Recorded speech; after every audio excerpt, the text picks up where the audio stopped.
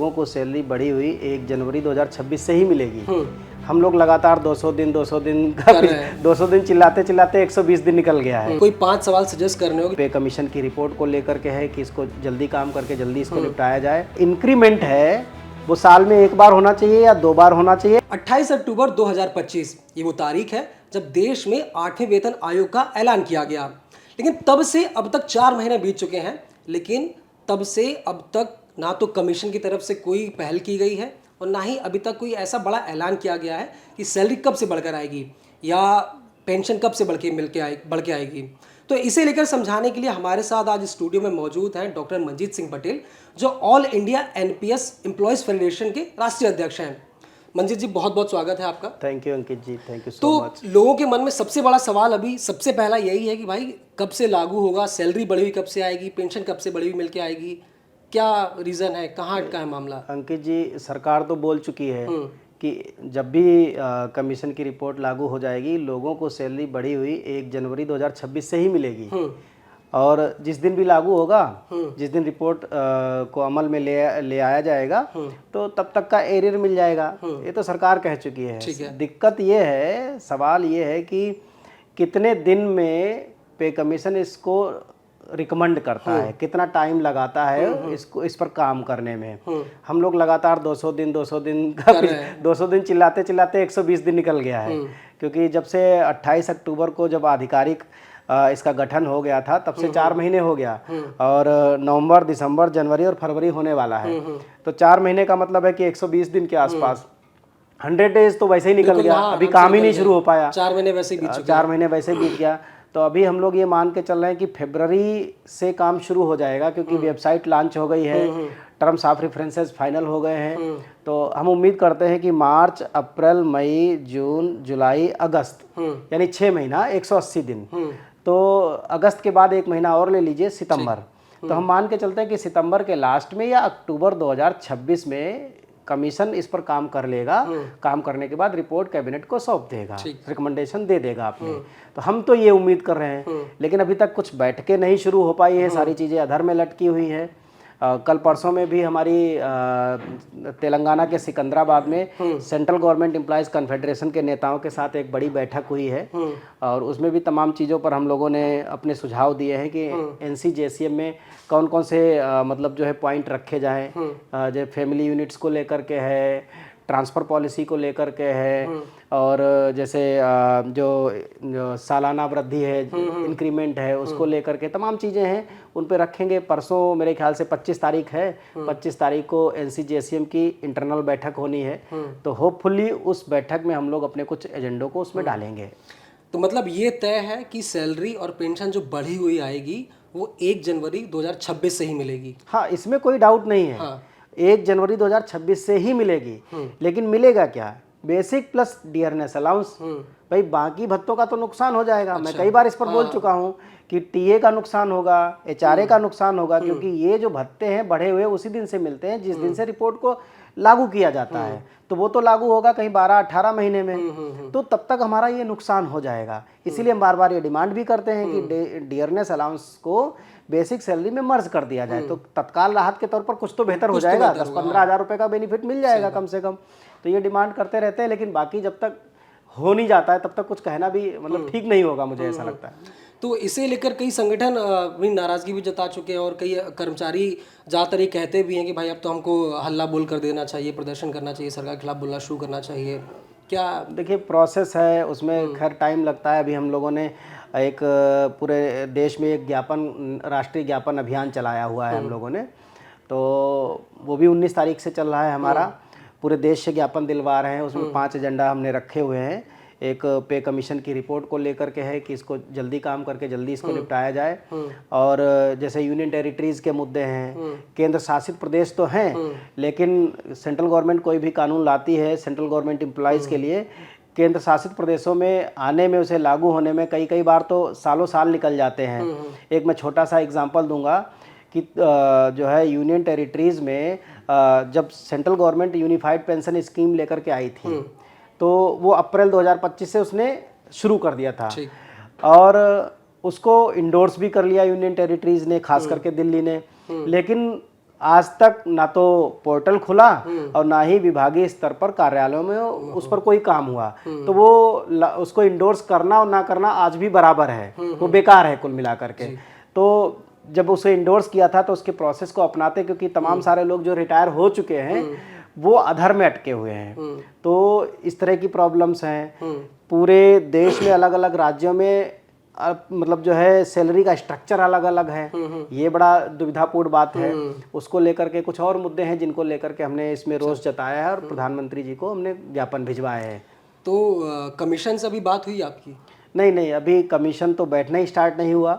अभी पिछले 2 हफ्ते पहले तक तो कमीशन की कोई ऐसी बैठक आई नहीं सामने, और संभवतः 25 के बाद तस्वीर क्लियर हो जाएगी। 25 फरवरी के बाद कि कमीशन के साथ कब बैठक होगी हम लोगों की, कैसे होगी, किस आधार पर वो तय करते हैं, पहले किसको इनवाइट करते हैं, जेसीएम जाता है या अलग अलग डिपार्टमेंट्स के ऑर्गेनाइजेशंस को बुलाते हैं। तो वो पूरी तरीके से देखा जाए तो पे कमीशन के हाथ में है। पिछले दिनों आपकी जो राज्य वित्त मंत्री हैं उनसे आपकी मुलाकात हुई, पंकज चौधरी से, क्या बात हुई उस दौरान? ये घटना है मेरे ख्याल से 13 जनवरी से पहले की।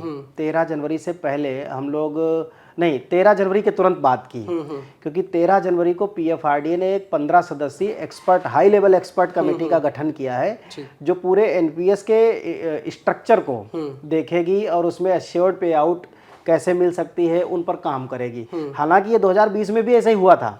जो सीएजी की एक रिपोर्ट आई थी एनपीएस के ऊपर, उसमें भी यही कहा गया था कि मिनिमम एश्योर्ड रिटर्न स्कीम दे सरकार, लेकिन आज तक उस पर काम नहीं हो पाया। 5 साल से ज़्यादा हो गया। तो अब ये 15 जो सदस्यों की हाई लेवल एक्सपर्ट कमेटी गठित की गई, तो उसमें हमने माननीय मंत्री जी से रिक्वेस्ट की थी कि या तो फाइनेंस सेक्रेटरी साहब के साथ हमारा डेलीगेशन बैठ करके बात करे, और या फिर जो 15 सदस्यीय जो उन्होंने जो कमेटी बनाई है उसके साथ हमारा डेलीगेशन बैठे, इसकी हमें मतलब जो है इनवाइट किया जाए इसके लिए। तो माननीय मंत्री जी ने सुना था हमारी समस्या को और हमें आश्वासन भी दिया था। अभी तो फिलहाल 1 महीना हो गया उस घटना को। उन्होंने कहा है, उन्होंने अपने ओएसडी को मार्क भी कर दिया था, और उन्होंने कहा है कि जितनी जल्दी हो सकेगा हम आपकी बैठक कराएंगे, और इसमें हम लोग लगातार लगे हुए हैं। ये नवंबर से ये प्रक्रिया चल रही है, तो पूरा नवंबर, दिसंबर, जनवरी और फरवरी 4 महीने हो गए हम लोग इंतजार कर रहे हैं कि वो बैठक कब हो, तो हम अपने कुछ उसमें सुझाव रख सकें ताकि कर्मचारियों की जो मेन डिमांड है वो फुलफिल हो सके। हमने पिछले दिनों देखा जब बजट सेशन चल रहा था तो उसमें कमीशन के लिए बजट भी जारी कर दिया गया, और पिछले कुछ दिनों हम देख रहे हैं कि नई नई हायरिंग भी हो रही है वहाँ पर। अब तक शायद 3-4 बड़ी हायरिंग हो चुकी हैं। तो अभी वहाँ आपने कभी किसी से कांटेक्ट करने की कोशिश की, कमीशन में कोई मिला आपको ऐसा बातचीत के लिए? देखिए, वो ऑफिस का प्रोसेस है, उन्हें डायरेक्टर भर्ती करने हैं, असिस्टेंट डायरेक्टर भर्ती करने हैं, कंप्यूटर स्टाफ करना है, एमटीएस स्टाफ करना है, या और भी जो भर्ती करने, वो उनका इंटरनल मामला है। हमारा काम है जिस दिन से पे कमीशन वहाँ पर बैठना शुरू कर देता है, उसकी चेयर लग जाती है, हमें उससे रिक्वेस्ट करना है कि provide us some time to discuss our issues, simply है। और वो जब टाइम देंगे तो हम अपने डेलीगेशन के साथ, अपने रिप्रेजेंटेशन के साथ उनसे डिस्कस करने के लिए जाएंगे। ये हमारा अपना तरीका है, और नहीं सुनेंगे तो उसके बाद हमारा एजिटेशन हमारा तरीका है, दूसरा स्टेप हमारा वही है। लेकिन अभी तो वेट एंड वॉच की स्थिति है, अभी तो इंतजार तो करेंगे। आगे आपका क्या प्लान है? जैसे मान लीजिए कि अगर 200 दिन में रिपोर्ट नहीं सौंपी जाती है तो क्या आप देश भर में इसका एक्शन मोड में आएंगे, प्रदर्शन वगैरह, या कुछ ऐसा कुछ प्लान है आपका? देखिए, अभी हमने पूरे देश से इस बाबत ज्ञापन भिजवाए हैं कि आप 200 दिन में इस रिपोर्ट को हैंडओवर करें। तो माननीय कमीशन से रिक्वेस्ट कर रहे हैं, और अगर हमारा डेलीगेशन वहाँ पहुँचता है तो हम वहाँ भी उनसे रिक्वेस्ट करेंगे कि सर इसको जितना जल्दी पॉसिबल हो सके, जो ऑनरेबल जो मैडम हैं उनसे गुजारिश करेंगे कि इस पर थोड़ा तीव्रता से काम किया जाए, क्योंकि पे कमीशन ऑलरेडी डिलेड है, 1 साल तो गठित होने में ही लेट हो गया। तो ऐसे कर्मचारियों को बहुत नुकसान हो जाएगा। हम तो पहले नुकसान की तस्वीर दिखाएंगे कि कितना नुकसान है हमारा, तो कोशिश करेंगे कि ऐसा हो, दबाव बनाने की भी कोशिश करेंगे। पहले तो रिक्वेस्ट ही एक तरीका है, नहीं कमीशन सुनेगा तो फिर दबाव बनाने के लिए वही हथियार है हमारे पास, और तो कुछ है नहीं। क्योंकि क्या है ना कि जब भी कोई अपडेट आता है 8P कमीशन की तरफ से, तो जो कर्मचारी हैं, पेंशनर्स हैं, खासकर परिवार वाले, उनको एक उम्मीद होती है कि चलो अब कुछ नया अपडेट मिलेगा, लेकिन अपडेट में कुछ नहीं होता, कुछ हायरिंग सी होती है कुछ, बस इसके अलावा कुछ होता नहीं है। तो कर्मचारियों का बहुत, मतलब ज़्यादातर कर्मचारी आक्रोश में है। उनका कहना होता है कि सरकार कुछ नहीं कर रही है, ये वो, तो उस पर क्या कर्मचारियों को क्या करना चाहिए? देखिए, अभी इस कमीशन ने 18 क्वेश्चन डाले, वेबसाइट उन्होंने थोड़े दिन पहले लॉन्च की और उन पर कर्मचारियों की राय मांगी उन 18 क्वेश्चंस पर। सबसे पहले तो मैं माननीय आयोग से ये कहूँगा कि वो क्वेश्चन कर्मचारियों के मतलब के नहीं है, उन्हें फिलॉसफी नहीं गाइड बतानी है। आपको ये साझा नहीं करना कि क्या फिलॉसफी होनी चाहिए। अगर आप उनसे पूछना है तो आप उनसे ये पूछ लीजिए कि पे कमीशन सैलरी प्रोवाइड करने के लिए कितने लोगों के परिवार को एक यूनिट माने, हाँ, है ना, फैमिली को कितने लोगों में माने। कर्मचारियों की रिटायरमेंट एज क्या होनी चाहिए। अभी भारत की जो लाइफ एक्सपेक्टेंसी है वो मोर देन 70 ईयर्स हो चुकी है। 60 साल में लोग जवान रिटायर हो रहे हैं, बुजुर्ग नहीं है आज की डेट में। तो वो डॉक्टरों की पहले से आपने कर रखी है 65 साल, प्रोफेसर्स की आपने पहले से ही 65 साल कर रखी है, जो टेक्निकल कैडर है, हाईली स्किल्ड जो टेक्निकल कैडर है उसको आपने पहले से ही 65 साल कर रखा है। तो टीचर्स हैं या और भी जो जितने कर्मचारी हैं उनको भी 65 साल किया जाना चाहिए। दूसरी बात, आपने जो एनपीएस को लागू किया है, एनपीएस डिपेंड करता है सर्विस लेंथ पर। जिनकी सर्विस लेंथ कम है तो उनके साथ बड़ी प्रॉब्लम है। तो उनके केस को भी देखते हुए आपने यूनिफाइड पेंशन स्कीम लेकर के आए, वहां भी 25 साल का आपने क्राइटेरिया लगाया, लोगों की उतनी सर्विस ही पूरी नहीं हो पा रही। तो अब ये जरूरत है, वैसे ही नौकरियां कम कर दी हैं, आउटसोर्स हो गई चीजें, तो अब जरूरत है कि रिटायरमेंट एज के बारे में आप पूछिए कि 60 होनी चाहिए या 65 होनी चाहिए, ये बड़ा सवाल है। लेकिन माननीय जो कमीशन है उसके जो सवाल हैं वो अलग ही लेवल के सवाल हैं। तो अच्छा, आपको ऐसे कोई 5 सवाल सजेस्ट करने हो कि जो कमीशन पूछे, क्या होंगे वो? तो मैं ये कहूँगा कि कर्मचारियों से ये पूछे कि जो इंक्रीमेंट है वो साल में 1 बार होना चाहिए या 2 बार होना चाहिए, और होना चाहिए तो कितना होना चाहिए, 3%, 5%, 7%, बिल्कुल, ठीक है ना। क्या 5 साल में सेटलमेंट की बैंकर्स की तरह सेटलमेंट प्लान आना चाहिए कि हर 10 साल बाद पे कमीशन आना चाहिए। ये पूछे कि फैमिली यूनिट्स कितनी होनी चाहिए। ये पूछे कि रिटायरमेंट एज क्या होनी चाहिए। ये पूछे कि मिनिमम प्रमोशन कितने होने चाहिए। कहीं रेलवे में जैसे अगर एक क्लर्क लगता है तो प्रोबेशन पूरा करते करते 2-2.5 साल में ही उसका लेवल 2 से सीधा प्रमोशन है लेवल 5 पर, 3 और 4 है ही नहीं। एक असिस्टेंट सेक्शन अफसर वो सीधे 4200 से सीधे 4800 पे जाता है, 4800 फिर 5 साल में 5400 पर पहुंच जाता है। एक शिक्षक, दिल्ली में एक शिक्षक है जो 4200 से नौकरी शुरू करता है, 4600 से नौकरी शुरू करता है, उसी में रिटायर हो जाता है। तो ये जो एनोमली है इसके बारे में पूछे, इसको कैसे दूर कर सकते हैं, इसके लिए क्या प्रावधान होना चाहिए। तो इन सब चीज़ों पर सरकार सुझाव ले। ये सुझाव ले कि जो एलटीसी है, लीव जो ट्रेवल है कंसेशन, तो एलटीसी जैसे हरियाणा सरकार क्या करती है कि एलटीसी में वो फंड जारी करती है। तो भारत सरकार को भी ये चाहिए कि अब आजकल सड़कें अच्छी हैं, लोग अपनी गाड़ियों से जाना पसंद करते हैं, टोल में भी पैसा सरकार को ही आएगा और खर्चे बढ़ेंगे तो लोग उसको एंजॉय भी कर पाएंगे। तो वो फंड दे दे, बजाय कि उस पर रेस्ट्रिक्शन लगाए कि ट्रेन से जाए, प्लेन से जाए, इतने दिन पहले जाए। ये अब नौकरियों में पॉसिबल नहीं रह पाया है कि 3 महीने हम पहले प्लान करें, 21 दिन पहले हम टिकट कराएं। पॉसिबिलिटी बहुत कम हो गई है, लोग जा ही नहीं पा रहे हैं, वर्कलोड इतना ज़्यादा है। ये पूछे कि क्या ऐसा किया जाना जरूरी है।